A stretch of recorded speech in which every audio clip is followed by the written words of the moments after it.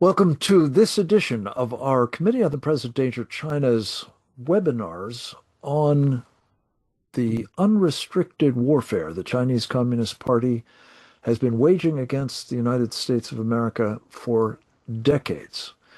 My name is Frank Gaffney. I am the Vice Chairman of the Committee on the Present Danger China and very proud to be your moderator. We will be speaking about a number of subjects related to the unrestricted warfare of communist China in the high frontier, in space and from space. What they have in mind, the Chinese communists, how they are amassing the capabilities to achieve what they have in mind, and what it will mean for us if they succeed, notably in their determination to achieve a position on the moon, perhaps to the exclusion of us and everybody else, for that matter. We have assembled an extraordinary group of national security practitioners to comment on this important topic. I want to just say that at the outset, we have been inspired greatly in turning to this topic this week by an important special that our friend and one of the country's preeminent business journalists, Maria Bartiromo of Fox News, Fox Business, Fox Nation, streamed on the Fox Nation platform. It's called The Enemy Above. And it's the third part of a now three-part series entitled Underwriting the Enemy.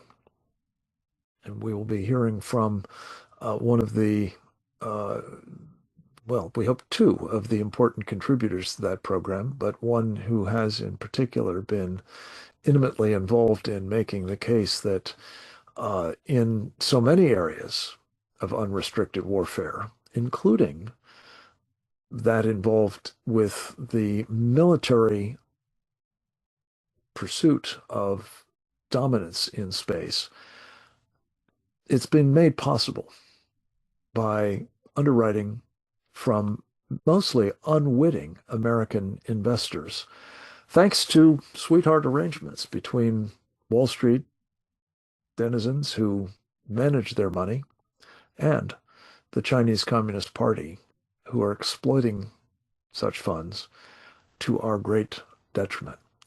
I want to express deep appreciation to Maria Bartiromo, her willingness to tackle these topics and do so in such an extraordinarily high-quality way. In the previous two programs of this series, Underwriting the Enemy, airing the program not only on Fox Nation behind a subscription paywall, but also on Fox Business. And I believe it's the case that this program will similarly be aired and available to the Fox Business audience for free, hopefully in the very near future. Suffice it to say, if you have not seen this film, let alone the previous ones, I would offer my advice: subscribe to Fox Nation, if only for this purpose. It is a very thoughtful, very highly informed and high quality, high production values, I think is the technical term for it, treatment of a complex subject of absolutely surpassing importance to the vital security and, for that matter, economic interests of the United States. We're going to hear first, as we often do in these webinars, from a man whose experience as a top naval intelligence officer informs the threat assessment that we are going to be teasing out in several of our presentations. But to begin with, we will hear from Captain James Fennell, United States Navy retired. In his last duty station, he was the Chief of Intelligence and Information Operations for the U.S. Navy's Pacific Command. Pacific Fleet. He has also gone on to other things, including serving at the moment as a senior fellow at the Geneva Center for Security Policy, and to a prodigious output, notably through uh, outlets like American Greatness, where he has a column, and a book he jointly authored with Dr. Bradley Fair entitled Embracing Communist China, America's Greatest Strategic Failure. We'll go to a short video that we extracted from a powerful interview that he did with me recently on our program, Securing America, on Real America's Voice. Let's go to that clip now.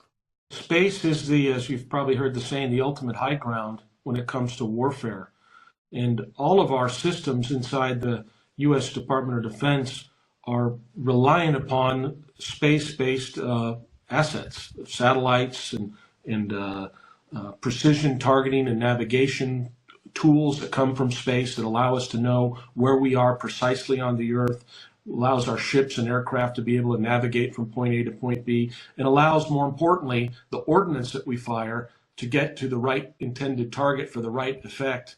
So it's really fundamentally important. And we have concepts like in the U.S. Navy, the CEC, this Combined Electronic Center. I'm getting the acronym wrong, but it's this ability where everybody's seeing the same information. A lot of that is really dependent upon space. It's absolutely critical, and China knows that. And so what they're trying to do is distributed maritime operations is another concept where everything is distributed, but we can all see the same data because it's all being relayed to us through space. If that gets taken away, we become blind, one, to where the threat is coming at us, so we could be defeated, but also we can become ineffective in what we're doing. So it's absolutely critical. Last month, the International Institute for Strategic Studies put out a report that talked about China's telemetry, tracking, and command capabilities in space diplomacy. And they just listed some basic facts. China has 9 domestic telemetry, tracking, and command stations, 4 domestic satellite launch sites, 5 sea-based launched barges, 2 aerospace control centers, one in Xi'an and Beijing, several SIGINT satellites in low Earth orbit and geostationary orbit, over 18 overseas telemetry, tracking, and command stations that the PRSC has varying degrees of access to. They have 4 operational space event support ships, and 1 is being unleashed this year, so they'll have 5. And the PRC has space partnerships with at least 16 countries in Africa and 11 more in Latin America. So just from an infrastructure standpoint of space, that one report talks about how comprehensive the PRC's commitment to space is. So it goes from, being able to make sure they can launch stuff into space, then what they put in space can track us, track our ships, track our aircraft, and then they can also take out our own satellites, and then you talk about going to the moon and Mars. So it's a comprehensive agenda to be able to dominate space and to blind us. Thank you, Captain. This is just a primer, but also a foretaste of what we're going to hear next from a man who has devoted much of his extraordinary professional career on discerning what the Chinese have in mind beyond some of the obvious indicators in terms of dominating what has been called the Earth-Moon axis. This is part of our strategic environment that is not always understood as such, certainly by most laymen in our country.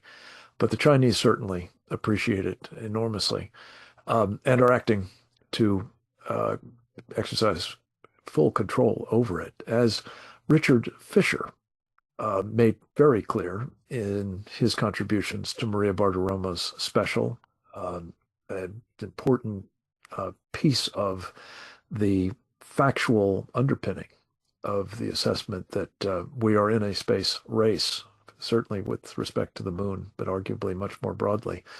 that Rick makes, I think, as well as anyone.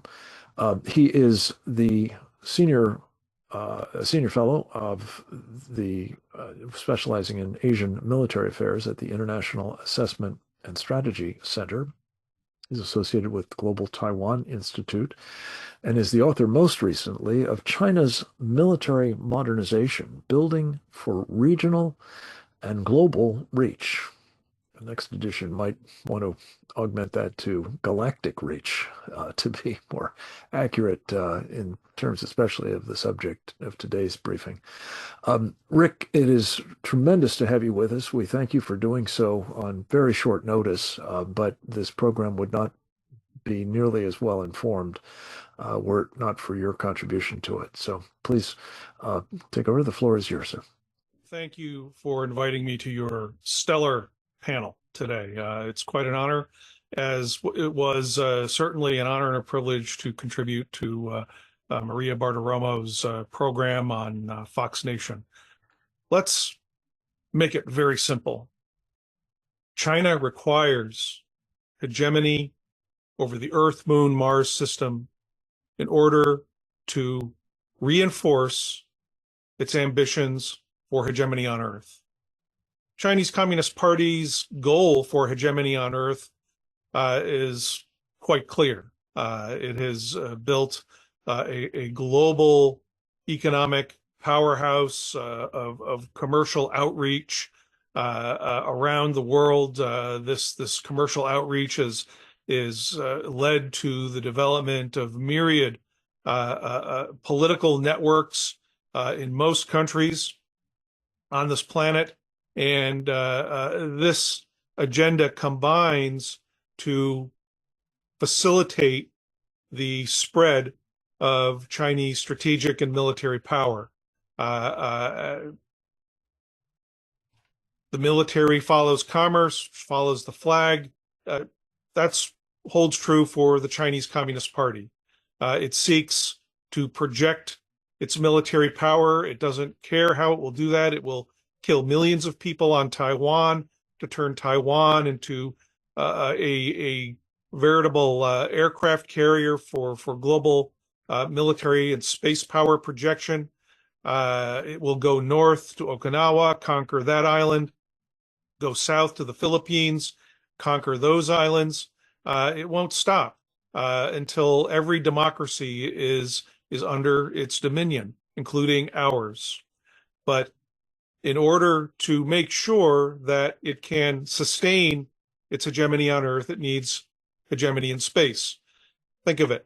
If China achieves hegemony on Earth, is in control of our prosperity, our freedom, what's our last redoubt? Well, our last redoubt is to try to gather the resources we need to build a resistance from space, from the moon, potentially from Mars. And the Chinese Communist Party understands this and seeks to deny that option to not just the United States, but to humanity. And so how is China proceeding to build for hegemony in space? Well, if you've watched Maria's special, you'll have some understanding of the degree to which the People's Liberation Army, controlled by the Chinese Communist Party, has already projected into space about 1,000 satellites, and which will grow prodigiously once China starts lofting its mega satellite constellations like the SpaceX Starlink. There are probably about 3 to 4 Chinese companies planning their own mega constellations. We've heard quite a bit from U.S. government and private sector analysts over the last decade and a half about China's military projection into space. The 2007 satellite intercept that was preceded by 4 other practice anti-satellite missions. And now the proliferation of anti-satellite technologies to include both active and passive anti-satellite technologies. And on top of that, China has targeted domination of the moon. Its moon program began in the early 1990s, along with its manned space program. And China has already put 5, 6 landers on the moon, numerous small rovers, and is now assembling the means to by 2029, 2030, to start to put its own people on the moon. And we shouldn't forget who those people are.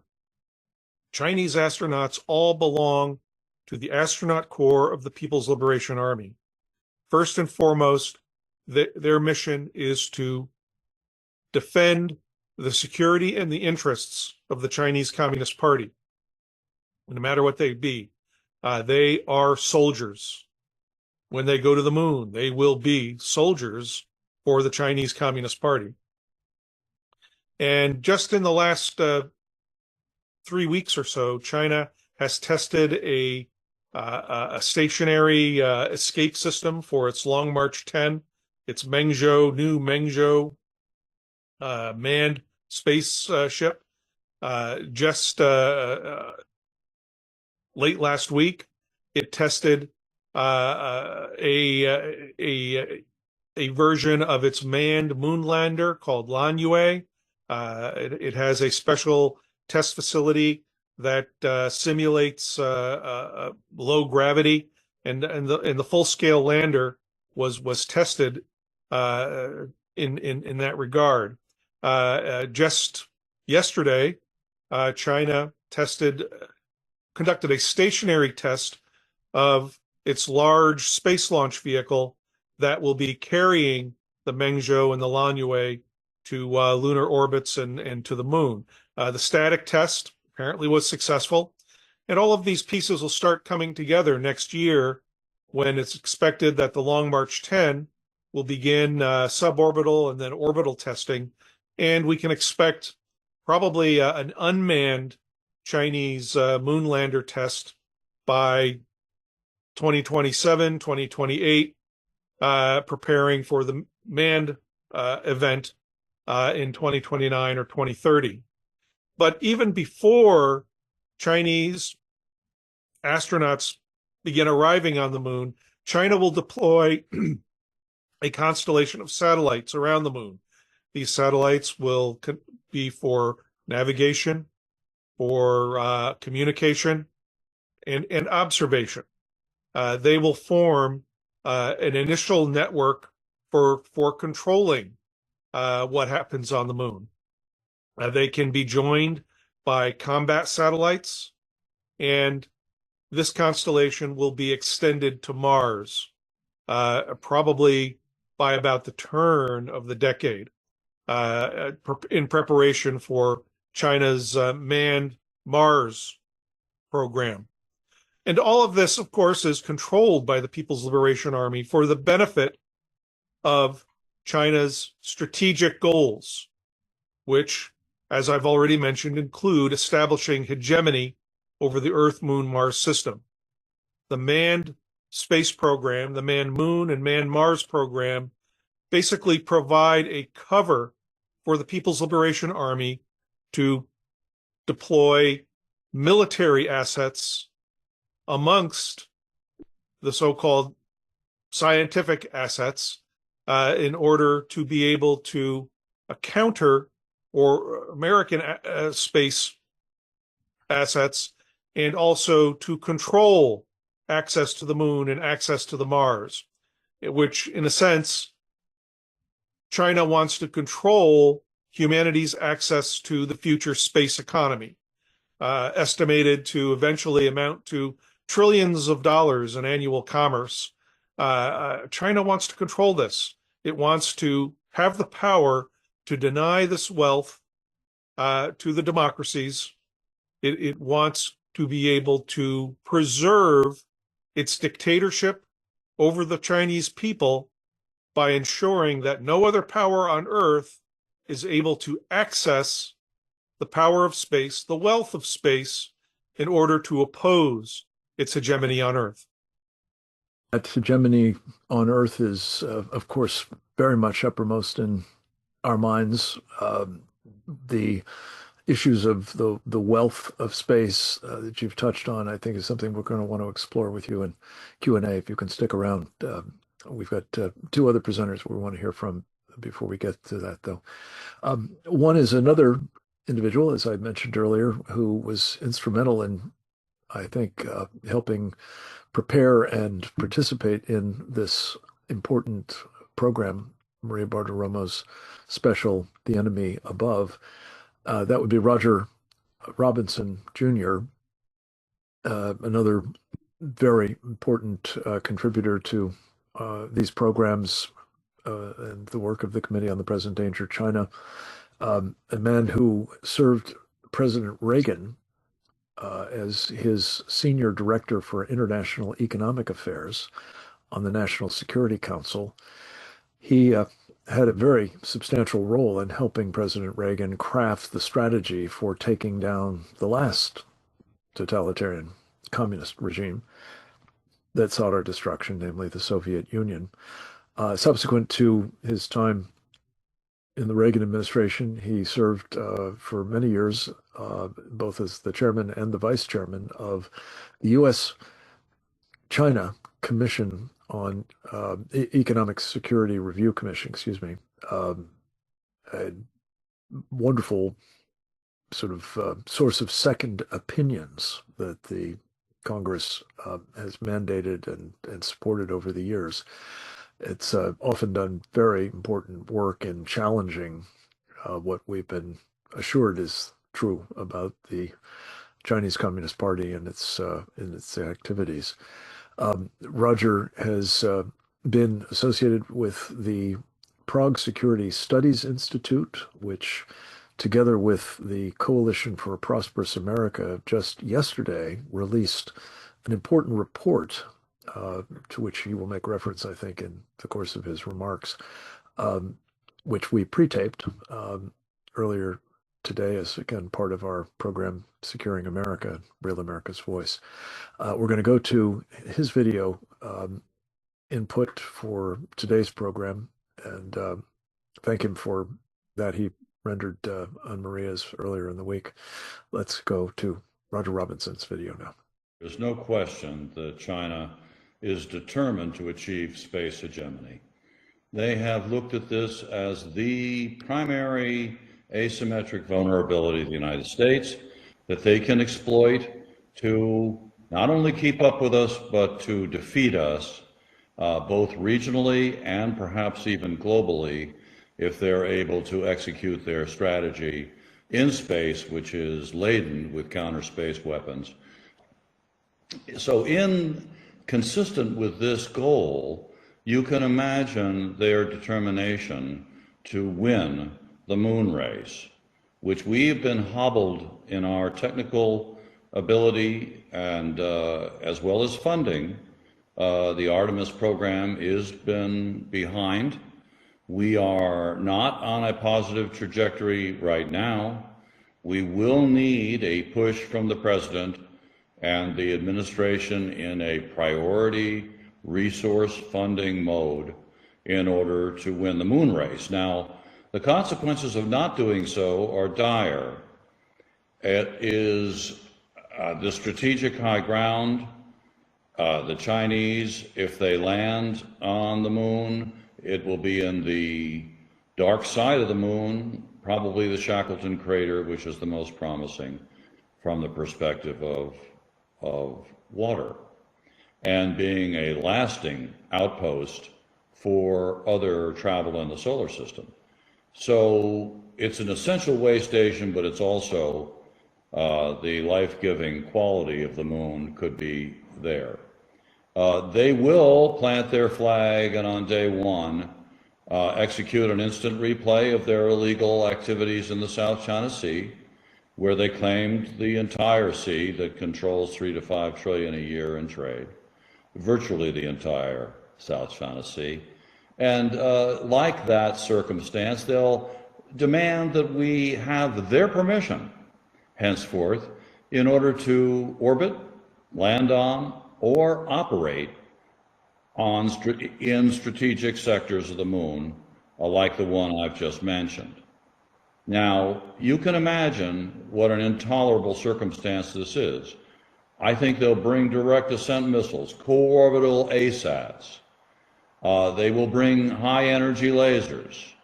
They will militarize the moon at flank speed. There's nothing going on here that's really geological, scientific, benign, the way we tend to explore in the moon circumstance and others.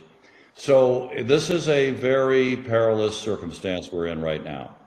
And so you can imagine with Golden Dome as well, trying to protect our country from incoming ICBMs, largely through space-based sensors and systems, what it would be like to have a set of missile systems beyond the Golden Dome, looking down on it from the ultimate high ground of the moon.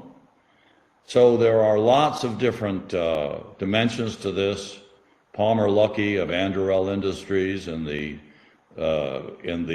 documentary special, The Enemy Above, that you were just referring to at Fox Nation, hosted by Maria Bartiromo, stated very plainly, this is an aircraft carrier times 1,000. Now, I probably would use a little different analogy, but the point he's trying to make is this is the immensity of the strategic value of getting to the moon. First, it's a job that has to be done by us, as we've risen to other such challenges in the past, when the chips are down, and they are down now. This is something that the President and the administration has to enunciate, in my opinion, right away in a kind of Manhattan Project, Los Alamos context, if we're going to ensure victory in the high frontier. And I would just point, Frank, to a report that we just completed at the Prague Security Studies Institute after 15 years of steady research on the matter, as well as our partner, the Coalition for a Prosperous America. It's on both of our websites. In the case of PSSI, it's pssi.cz and prosperousamerica.org. But you can get your hands on this 17-page study. Why it's important. We talk about the relationship between what's going on up there and what's going on here on Earth. I would just say a quick word about what the Chinese are doing in the space domain on Earth. We looked at their efforts to penetrate 123 aspiring space nations, folks that don't have much money, that don't have much technical skill.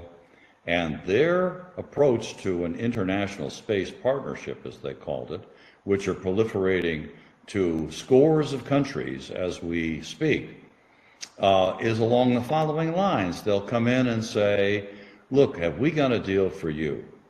We're going to get you the satellite. We're going to provide launch services. We're going to build the ground station.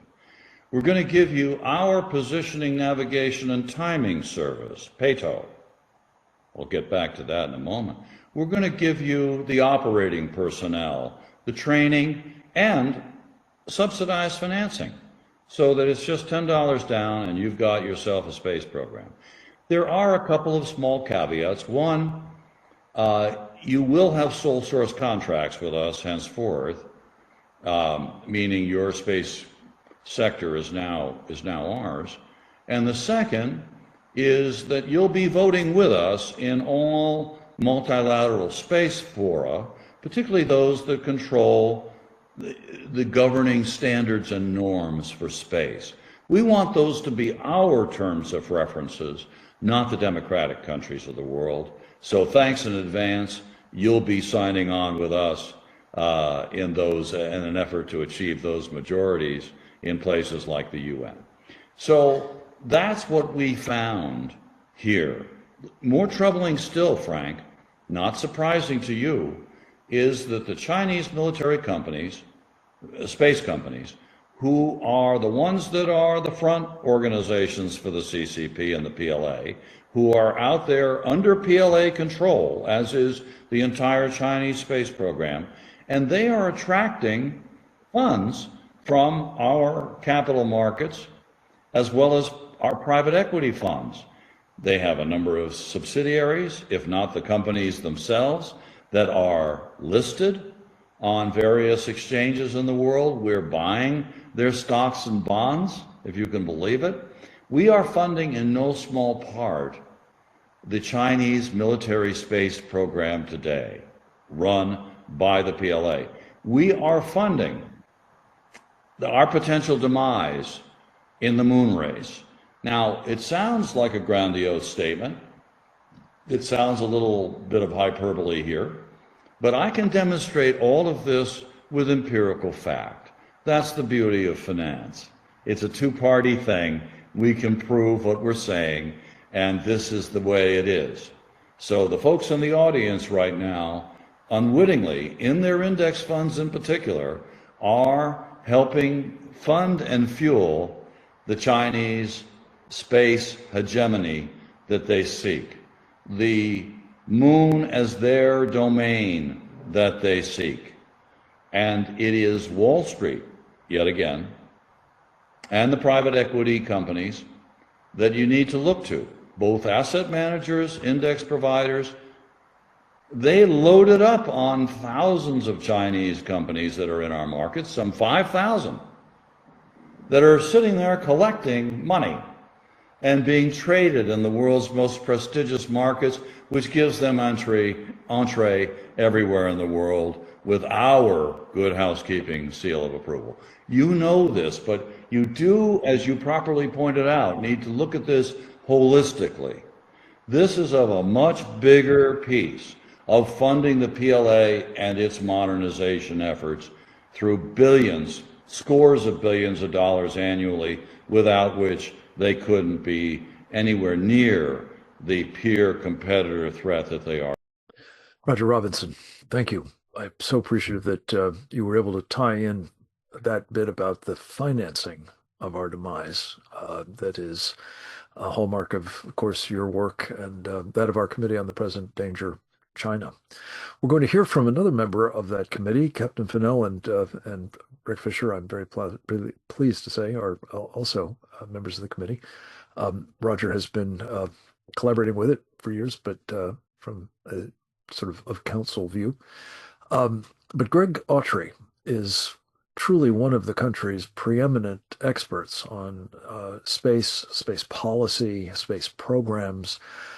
He's had a distinguished record of public service, notably as a White House liaison to NASA during the first Trump term. He has also been, during that term, the nominee of the president to become NASA's chief financial officer. These days, he is an associate provost for space commercialization and strategy at the University of Central Florida, as well as the vice president of the National Space Society. He is the co-author with Dr. Peter Navarro of Red Moon Rising, How America Will Beat China on the Final Frontier. It's appropriate that we hear from a man who is a bit more, shall we say, optimistic about how we will fare in this competition with China to bring to closure this particular series of rather dire estimates of what the Chinese are up to and our ability to contend with it. Greg Autry, welcome back. It's good to have you with us, sir. The floor is yours. Thank you, Frank. I hate to rain on your Pollyanna parade, but I think the previous speakers were dead right on target. And despite the fact of writing a pretty optimistic book a year ago, I am less sanguine today than where I was when I wrote the book. So first of all, let me just talk about the thesis for this book. Red Moon Rising, my co-author is Peter Navarro.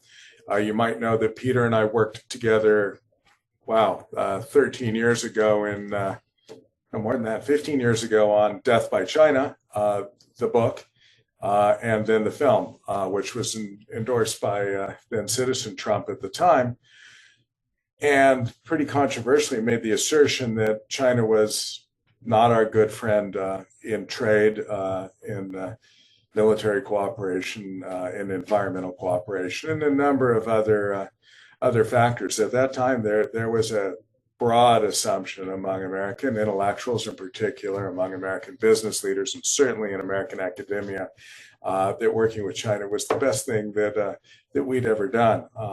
Peter and I had come to the very stark conclusion that we were all being hoodwinked, and that we would find out that, in fact, China was actually operating a campaign of total warfare against us. And we started talking about this in the mid-2000s, which didn't make us the most popular people in our academic institutions, which were pulling in a lot of money from China and very eager to fill up as many faculty positions and student chairs with Chinese at the time. So we'd had a lot of background on that. I wrote a whole chapter in space for Peter's book Before Death by China, and then I put a space chapter in Death by China as well, and then decided it was time to write a whole book. Now, when I was writing this book in 2023, several things were going on. One, the U.S. commercial space sector was booming and doing really well for a number of good policy choices that were made over time, and I've got to frankly give credit to some extent to every president going back to Ronald Reagan, who established a couple of entities in the U.S. government to handle commercial space regulation and facilitation: the Office of Space Commerce, Department of Commerce, the Office of Commercial Space Transportation, and the Department of Transportation were both created back in the 80s, which was really farsighted. And the fact that they were there and relatively well run allowed us to get a jump start on every other country in that important commercial sector. So that was going along pretty well. In 2016, I had the honor to serve on the Trump transition team as part of the NASA agency review team and help set the really fundamentally disruptive Trump space policy. That space policy had made a bigger change in the way the United States approaches space broadly, including civil space, which is NASA, and military space, DoD, and commercial space that's handled out of Commerce and FAA and FCC, than had been done since the 1960s. No administration pushed us forward in space as much as the Trump administration did, going all the way back to the Kennedy years. We had 8 really important presidential executive orders or space policy directives that, among other things, committed the United States to returning to the moon in a permanent and sustainable manner to take advantage of the economic opportunities there for the U.S. It's very different from the Kennedy mission of sending a man to the moon and bringing him back safely so that we could say we did it, right? Nonetheless, though, that was important. And if you look at what happened in Space Race 1.0, you can see many similar things lining up in Space Race 2.0. And this is the point of this book. In Space Race 1.0, the goal was simply to go to the moon and come back alive. Kennedy laid down a very clear challenge to the Soviet Union and basically said it would prove our abilities. In his famous speech at Rice, he said, "We do these things not because they're easy, but because they are hard, and they'll demonstrate our economic and technical and political ability to execute." And he said to the world, "Here we are, we're going to show you, and guess what? The Ruskies can't do it." And he was right. Okay. And von Braun had talked him into this because von Braun was convinced the Ruskies couldn't do it. And when we did it, it was a sea change in geopolitical opinion. Up until that point, the Soviet Union was ascendant in so many people's eyes. They had seen the future and it worked. And there were many people ready to give up on the decadent West. And we were just going to fade into history and be replaced by this scientific socialist future vision out of Moscow. When the Russians failed in the moon race, the world noticed. It was the single most watched, of course, TV and radio event in human history, and probably the single most fundamentally cohesive moment for humanity. And it changed the perception of the Soviet Union. And you can almost chart the decline of the Soviet Union from that moment in 1969. Things began to go downhill throughout the 70s and 80s, and the Soviet Union, of course, was no more about 20 years after that event. Within the Soviet Union, there was a similar perception of we failed, we can't do it, and it was morally disruptive to the entire empire. So here we are today. Whether you like it or not, and I have to take some responsibility for being on that team of people that advised the president to go do this, we are committed to returning to the moon. And it was very clear that we were going to do it before the Chinese. And in 2016, I had no fear we were going to do this for the Chinese. Chinese were interesting. They were moving forward methodically. But at that point, they had launched a handful of people into low Earth orbit, and there was no way they were going to land something on the moon. I would have also absolutely predicted that President Trump would have been celebrating American landing on the moon and the beginning of a permanent presence on the moon during his second administration, meaning he would have done it by 2024. However, here we are, and we're not there, right? And we're not only not there, we're not close to being there. We've used the last 4 years to continue policies, and I've got to say, thank you to the Biden team. They didn't cancel anything that Trump had put forward in space, including the Space Force, including the Artemis program. But on the other hand, as I wrote in a editorial that amazingly the Washington Post published, having Kamala Harris as space czar meant nothing happened because she didn't do her job. She didn't hold the meeting she was required to hold, and she had no interest in the space program, so she wasn't going to get bothered about it enough to actually cancel something. So everything just kind of continued. The people at NASA did their job, but without any sense of alacrity or fire under them. So we've fallen way behind. When I wrote this book, I thought, for sure, President Trump is coming back in. Our commercial sector's hitting on all cylinders, and the Chinese, while they're getting pretty good, are still slower than us and will move quickly. We're not quite there yet. We need to have a national commitment and an agreement between the White House and Congress on how we get to this point. And in my opinion, there is no second place. There is no silver medal in the space race. There is last place. And that's what the Soviet Union learned. And I believe the Chinese are, as noted, at least on track. They've been testing their lunar lander. We're nowhere near testing our lunar lander. Our spacesuit isn't quite ready. Our rockets are expensive, the ones we're planning to use for the moon, and our capsule has some challenges, but we could do this if we really got it together and said we want to. But at the current time, we're still kind of floating, and we don't have that fire and that alacrity to execute. The important thing is we have the commercial sector that is hitting on all cylinders. When I wrote Death by China, there were 1,000 satellites in orbit around the Earth, and every year approximately 150 or so new satellites were added to orbit, most of which were there to replace something previously. And there was no significant growth in what was happening there. The United States had 0% of the commercial launch market, meaning if a Thai television station wanted to launch a satellite, or an Israeli communications company wanted to launch a satellite, or an American imaging company wanted to launch that, they did not use an American rocket to do it. They did it on European rockets, Russian rockets, and God forbid, Chinese rockets. We had 0%. Commercial sector stepped up, particularly with the efforts of Elon Musk at SpaceX. And by the time I was sitting on the presidential transition team in 2016, the United States had 70% of the global commercial launch market. Today, basically, the only reason anybody else launches anything besides American commercial companies is because they're subsidized national champions. There is no justification for a European launch service or a Russian space program. Frankly, at this point, on an economic basis, the U.S. is completely dominant technologically and efficiency-wise and by volume, and there are 10,000 plus satellites in orbit now, an order of magnitude growth. Elon plans to launch 40,000 satellites. Just a couple of days ago, I watched his rocket launch Jeff Bezos' Kuiper satellites, which will also include thousands and thousands of satellites. We're at a point where amazing things can happen with our commercial sector.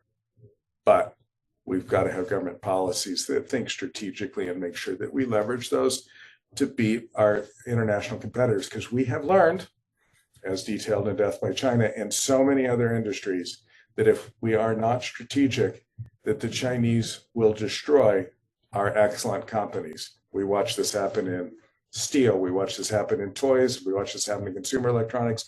We've watched this happen in apparel. We've watched this happen in the entire supply chain for Home Depot, right?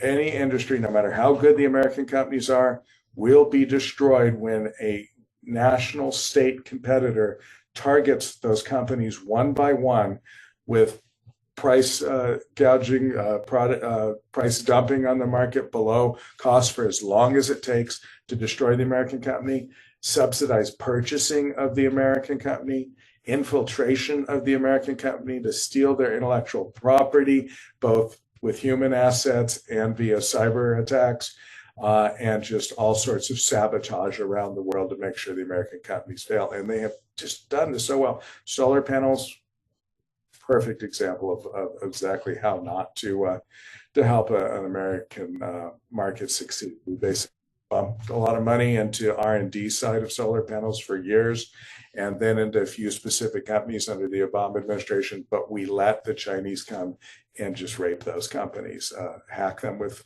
cyber tools, infiltrate them with spies, destroy them in the market with price dumping, and then we let them buy those companies and take their intellectual property to China. And we let Wall Street invest capital in the Chinese competitors that were being backed by the Chinese government. So the Chinese government didn't even have to fund the destruction of the business we had created.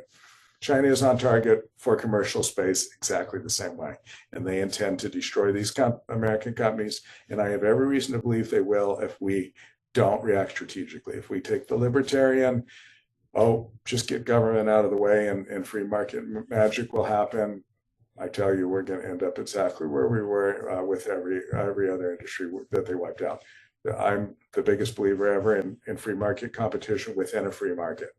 But there's a reason that we don't let our urban businesses do business with the mafia, right? Because of the problem with racketeering. And if there's a competitor who's willing to break all the rules and break kneecaps and do whatever it takes to destroy your businesses, you can't allow them to be in a market with those folks. You have to protect them from the bad guys. And sometimes you've got to be America World Police. And that's where we are with the commercial space industry, still ahead, but at risk. The Chinese are absolutely after it in the worst way.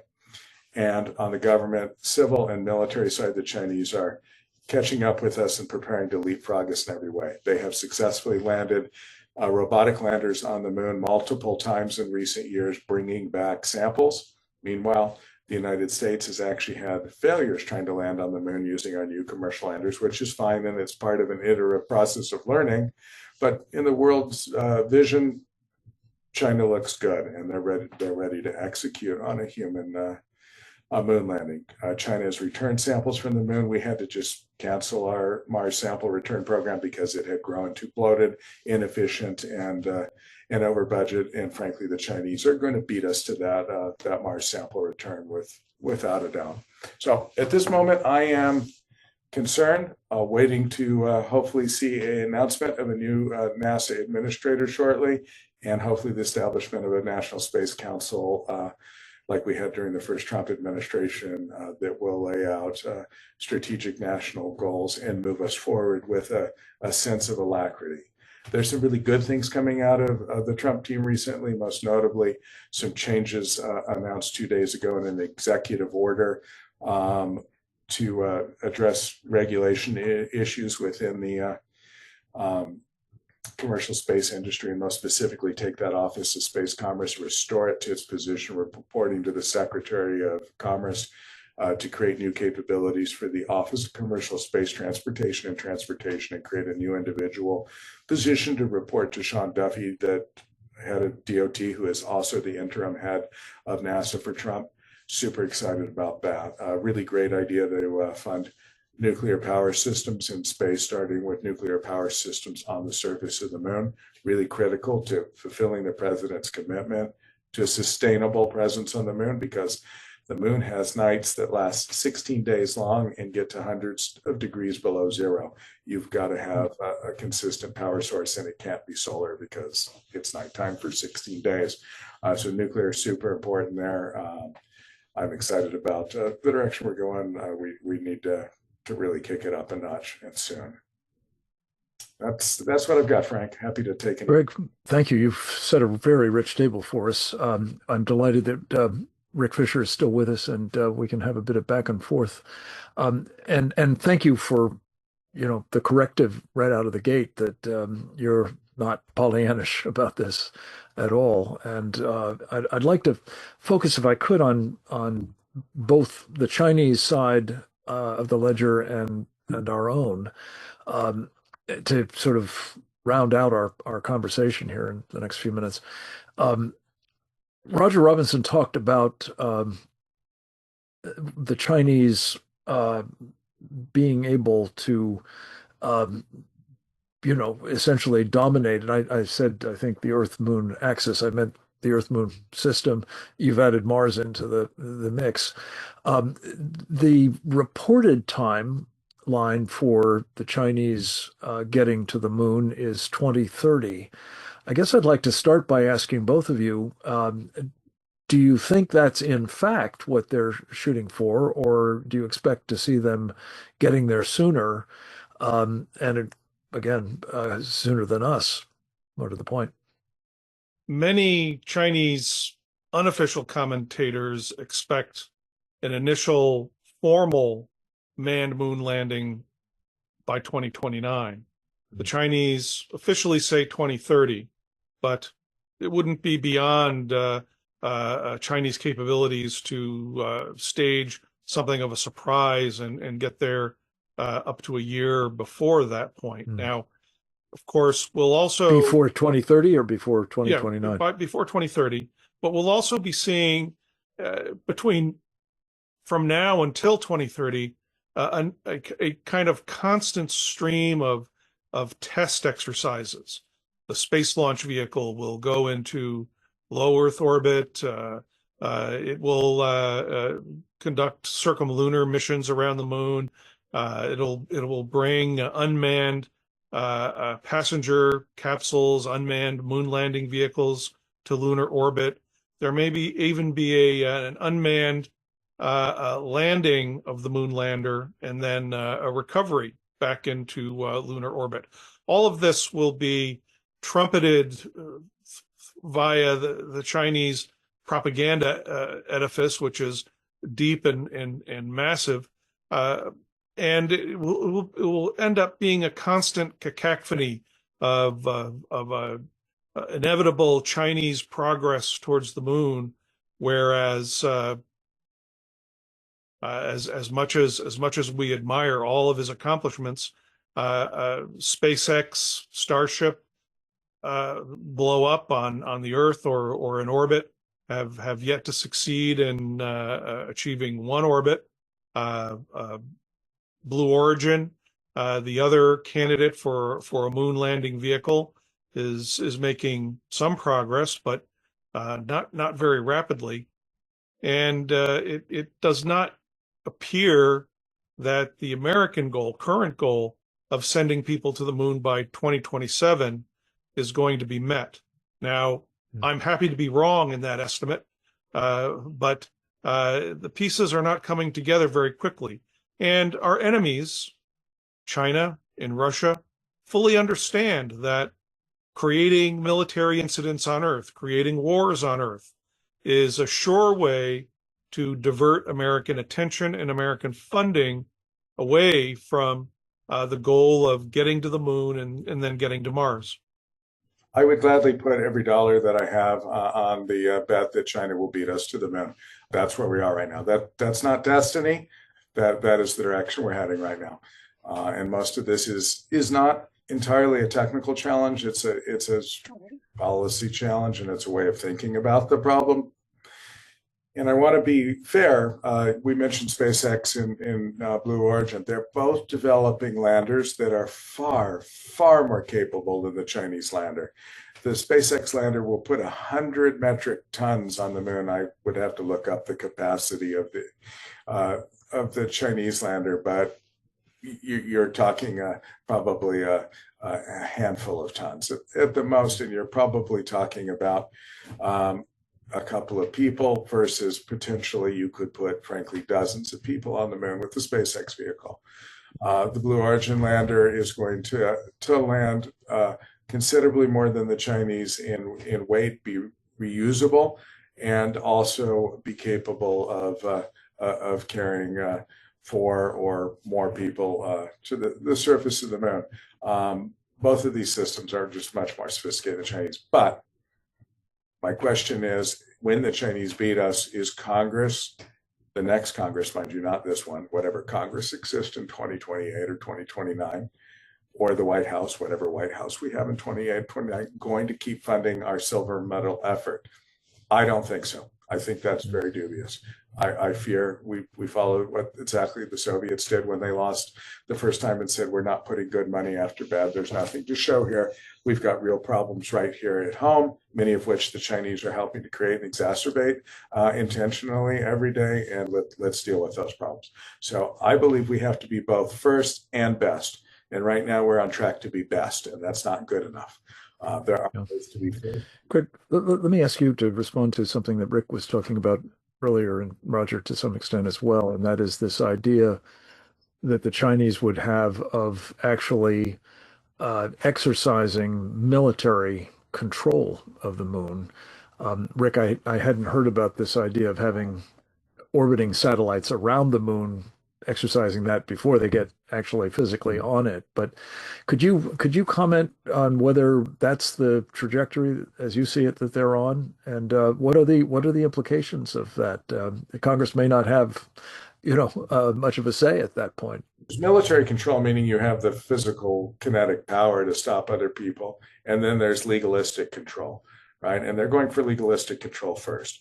So there's ways that they can essentially draw dotted red lines around the surface of the moon by creating exclusion zones for their scientific efforts or whatever it is they say they're doing on the moon by getting there first, and then get to the key areas, because assets on the moon are not equally distributed. They're highly concentrated, particularly around the south polar regions, both for the valuable water ice, which provides water and oxygen, and for propellant, and for metallic materials that could be super valuable.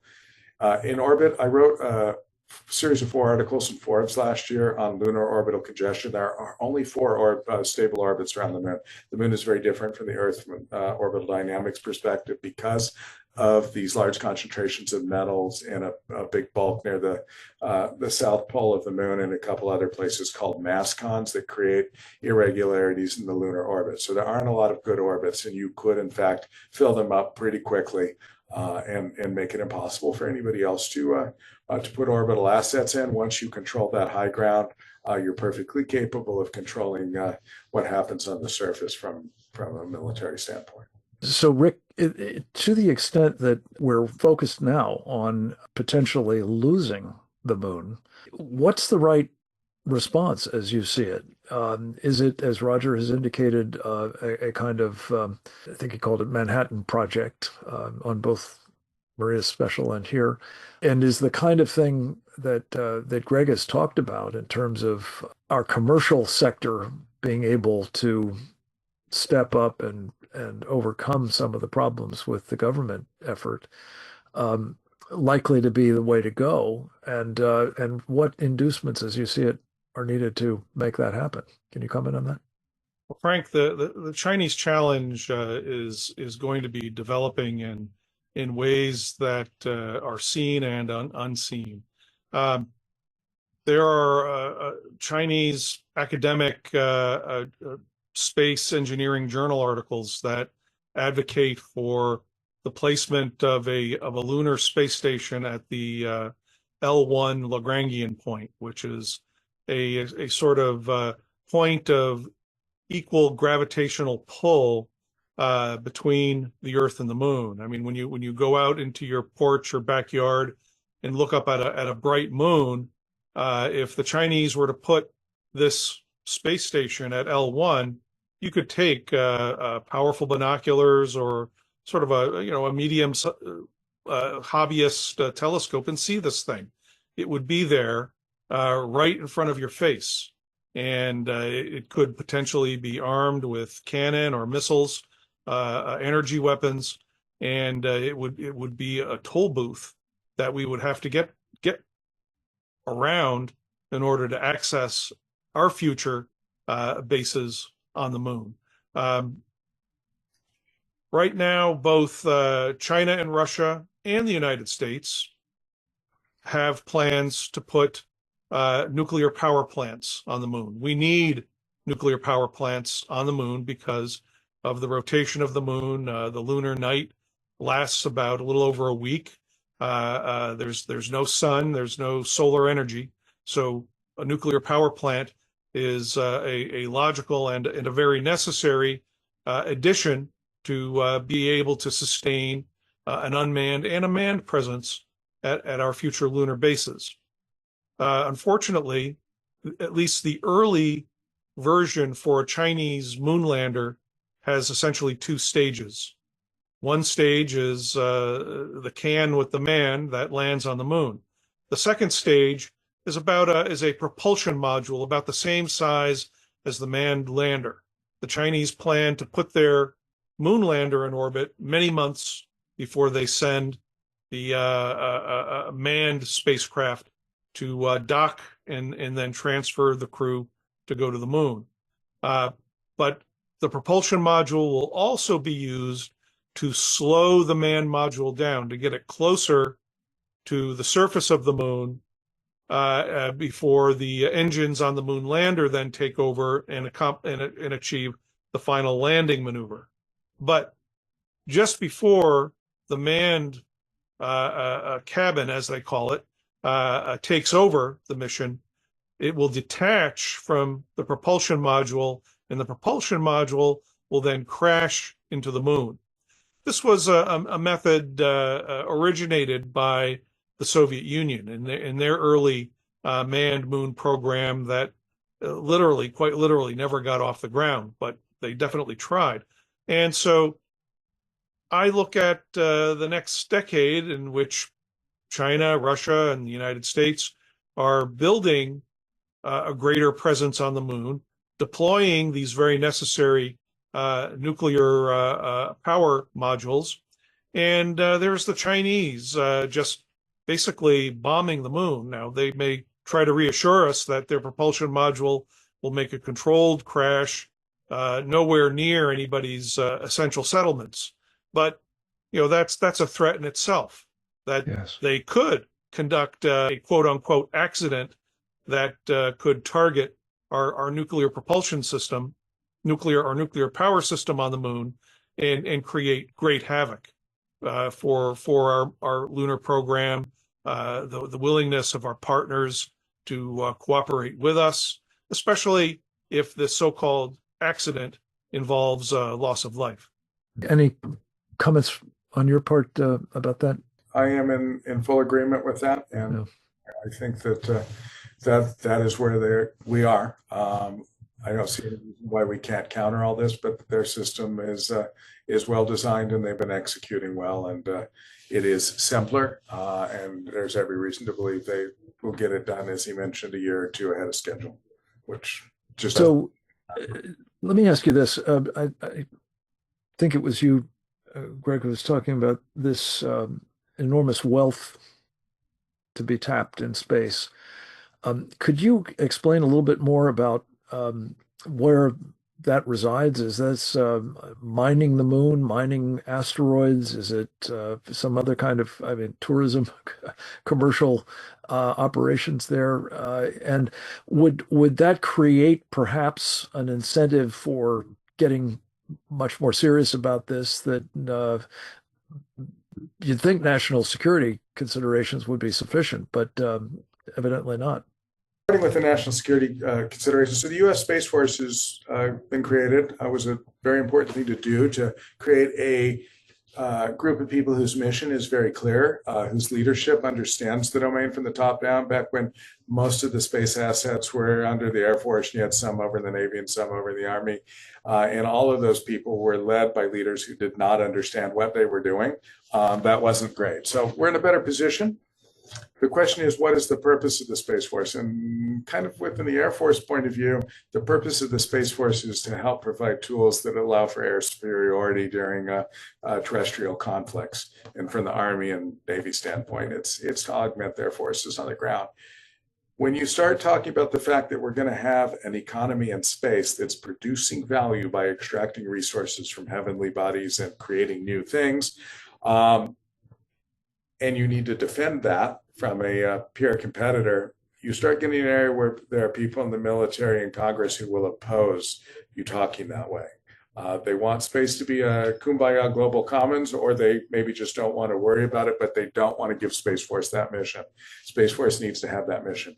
On top of that, though, we need to realize their job is simply to allow the commercial industry to prosper. You can't do it on your own. You can't occupy and hold a territory, which is the military. You can destroy a territory, you can occupy it, you can kill everybody, but you won't hold it unless you actually own it and develop it. And that's just been proven so many times in history. My undergrad's in history. I went in, I gave a talk to the Space Force a year ago, and I started out with a picture of Laura Ingalls Wilder's little house on the prairie, the actual house you can go visit. I said, this is what won the West. It wasn't the 7th Cavalry. Custer got his ass kicked at the Little Bighorn, right? And you can go to a lot of people, but you don't own the territory until you occupy it. It's the farmers, the ranchers, the telegraph, and the railroad. And we're at that point in space. It's hard for people to imagine that, wow, we're going to go get stuff off the moon, make something out of it, and bring it back to Earth, and that could be valuable.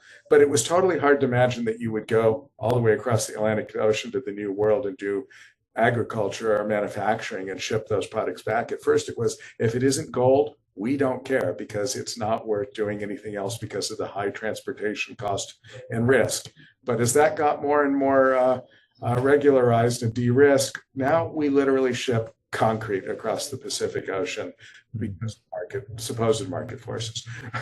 That's insane, but the cost of transportation has gone from dear to zero, and the risk has gone from extreme to zero, and the market changed. So we're going to get to the point where, in fact, those metal elements that are sitting nicely at the south pole of the moon, they can be extracted without damaging anybody's biosphere or rainforest or anything, and are actually easier to get to and can be processed in microgravity, where you can make amazing materials that you can't make on Earth. Metal alloys that can't be formed on Earth because the heavier atoms would want to sink to the bottom of the ingot, basically. It could be made in space. Pharmaceuticals and biomedical devices that I could do a whole hour-long show on, that are going to change our world in the next years. I may see a cure, for instance, for macular degeneration or retina pigmentosis that blinds millions of people come from space in the next few years.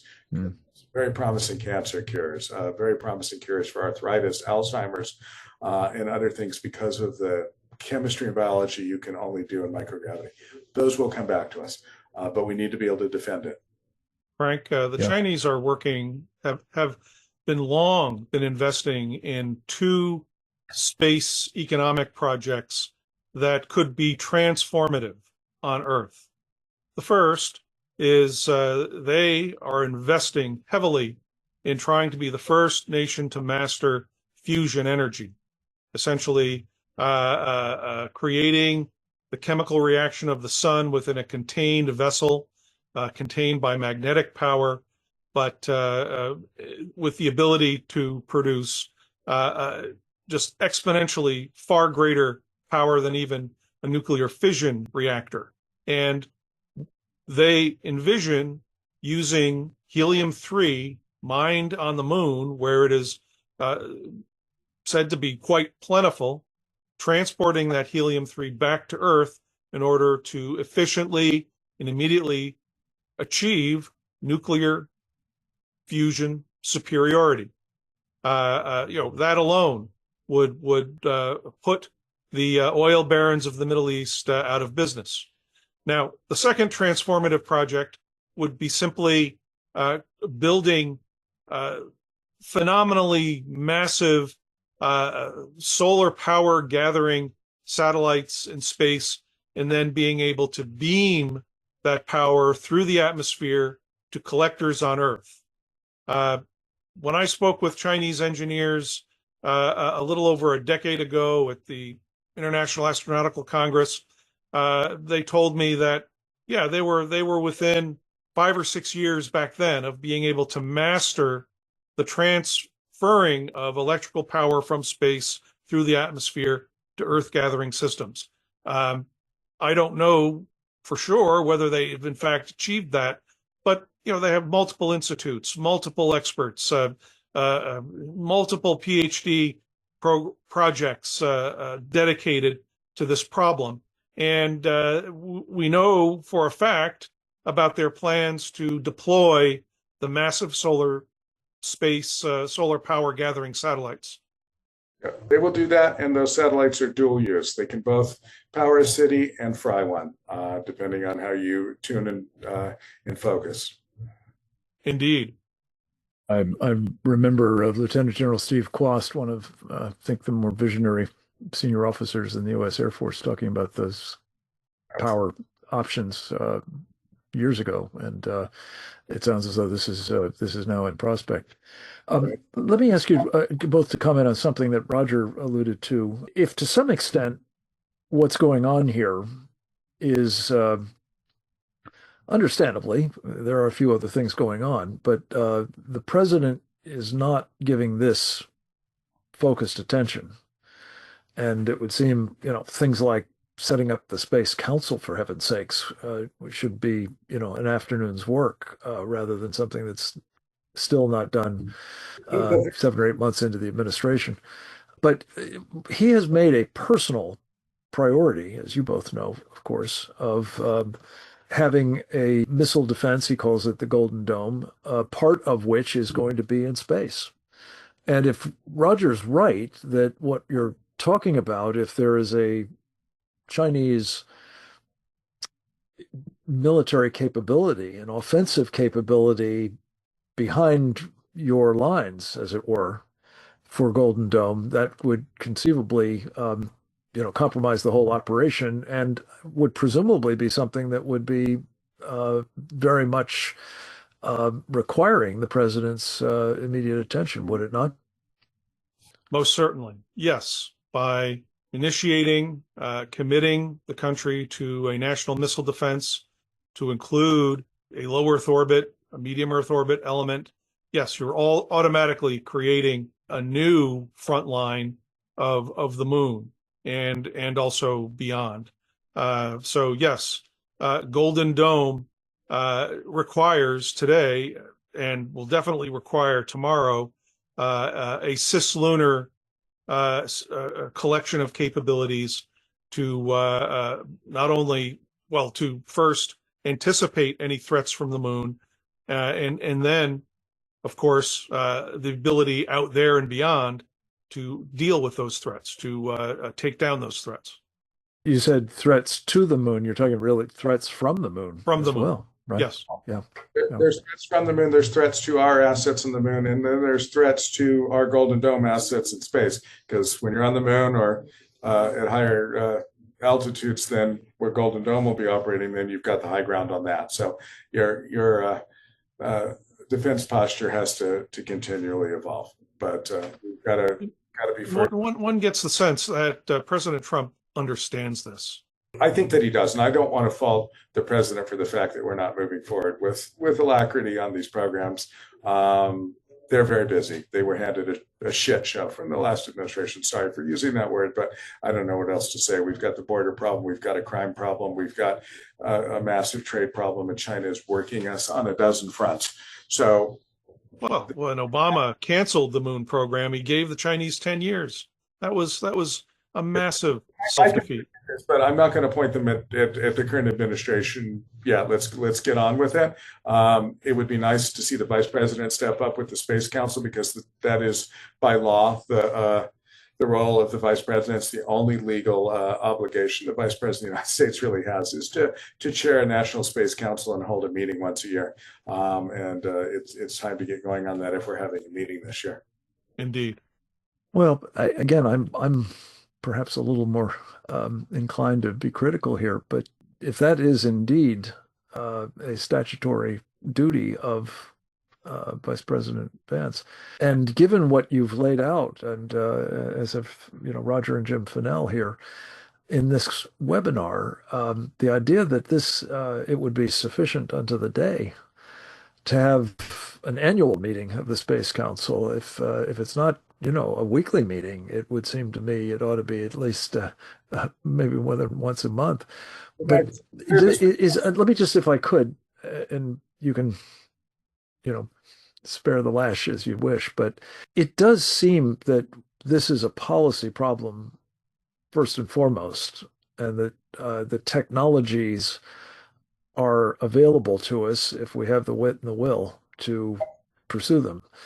If that's so, then isn't really one of the first orders of business coming out of this kind of conversation to recognize that we are, in fact, having the unrestricted warfare against this country that the Chinese Communist Party, as I said at the outset, has been waging against us for decades, very much manifesting itself in space and likely to do so much more in the days, months to come.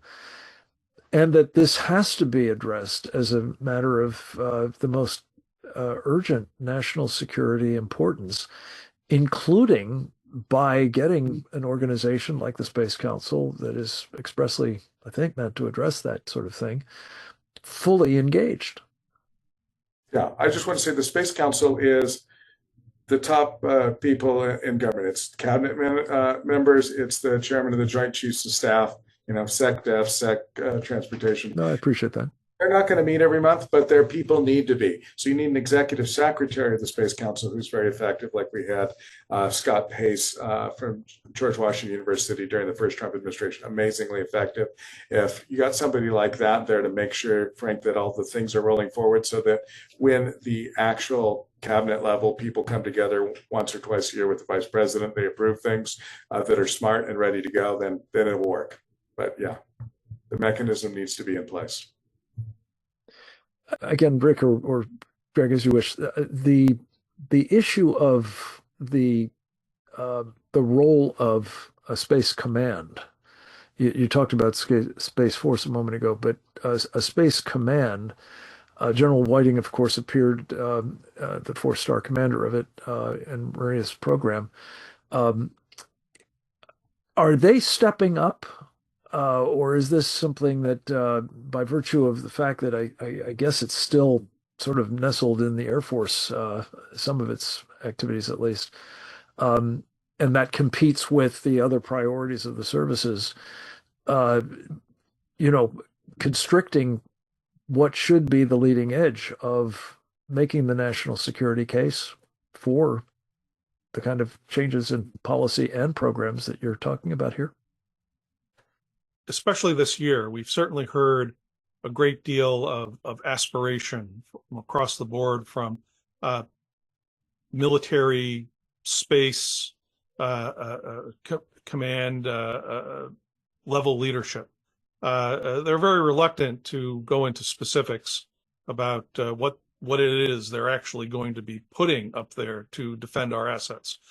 Surprisingly, though, Maria Bartiromo's program included some rather interesting revelations from Palmer Luckey about what his company on a classified level has been building. And as to my knowledge, this has really been the first, I hope, publicly approved revelation that there is at least one company that is seized with the mission to develop defensive assets and is actually doing that. It was encouraging to hear from him. Greg, any thoughts on your part on Space Command and how it might help move things along here? just think that they need a clear mandate that their job isn't just to provide advantages to terrestrial warfighters and air superiority, but rather that they have a job of protecting U.S. interests and commerce all the way out to the moon. Well, look, I mean, everybody pays lip service to this, I guess, these days, that if the balloon goes up, as they say, if we do find ourselves in a shooting war, it will be a shooting war in space with the Chinese communists, will it not? Absolutely. Absolutely. Yeah, no disagreement about that. Well, gentlemen, listen, this has been enormously illuminating. I want to say thank you again to Maria Bartiromo and the real call for action that she's put out on her important platform, as well as all of those of you who participated in it or who have been laboring in these vineyards for years. It's hard to overstate the importance of what we've just discussed. The degree to which truly what goes on here on Earth will be impacted by who controls the heavens is something that I just don't think can be characterized as other than a top priority. And I also just wanted to say, Greg, thanks to you and to Peter Navarro and the work that you've done going back to Death by China, if not well before, in making clear that this sort of libertarian passivity, as you put it, I think, in terms of the Chinese practice of destroying our companies, serially. Industry after industry, sector after sector. Another very, very important aspect of this unrestricted warfare against us. And again, altogether too little appreciated by most Americans. I just closing comment by me, I guess I grew up in Pittsburgh, Pennsylvania, and the Rust Belt was a feature of part of my latter years there. And there was, I don't really remember anybody talking about it as other than just sort of a regrettable thing, as opposed to a direct result of the takedown you mentioned of our steel industry, among others. And we cannot afford to let that happen to these relatively nascent but impressive commercial space systems, especially to the extent that they are likely to fill a pretty urgent need for dual use purposes, as well as Mr. Luckey's contributions to that program suggested. Thank you, Rick Fisher, for your, collected works in this area especially, but more generally with respect to helping raise the alarm about what the Chinese Communist Party is up to militarily in particular. Greg Autry, same to you. Again, this body of films and books and running commentaries, as well as your service in government, is deeply appreciated, as is that of Roger Robinson and of course of Captain Jim Pinnell. These are four of our finest, and we're very proud to have been able to share their insights with you about this incredibly important topic. I hope you come back to us next week for more on what the Chinese Communist Party is doing in the way of unrestricted warfare against our country, and how American elites are enabling much of it, including with your money. God bless you all. Thank you to Oleg Atbashian and our friend Didi Logason for their help with this program as well. We'll talk to you next week. God bless.